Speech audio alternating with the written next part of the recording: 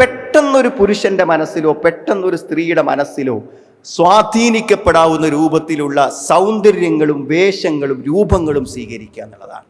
അതുകൊണ്ടാണ് സ്ത്രീകൾ സുഗന്ധം ഉപയോഗിക്കുന്നതും അത്തരം വേഷവിധാനങ്ങൾ സ്വീകരിക്കുന്നതിനൊക്കെ അത്രയും രൂക്ഷമായ ഭാഷയിൽ ഇസ്ലാം കൈകാര്യം ചെയ്യുക. എന്തുകൊണ്ടാ വെച്ചാൽ ഒരൊറ്റ നോട്ടം അതിശക്തമായി മനസ്സിൽ പതിഞ്ഞാൽ പിന്നെ തെരഞ്ഞ് ആ പരിസരത്തുണ്ടാവും.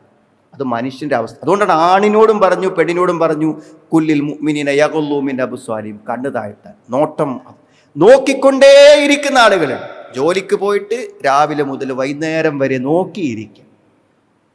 എത്ര അപകടകരമാണെന്ന് നോക്കും നിങ്ങൾ. സത്യത്തിൽ ഇതിൻ്റെ ദുരന്തങ്ങളുടെ ഏറ്റവും തുടക്കം തരും ഒരു നോട്ടം നോക്കിയാൽ മനസ്സിൻ്റെ വെളിച്ചം അണഞ്ഞു എന്നാണ്.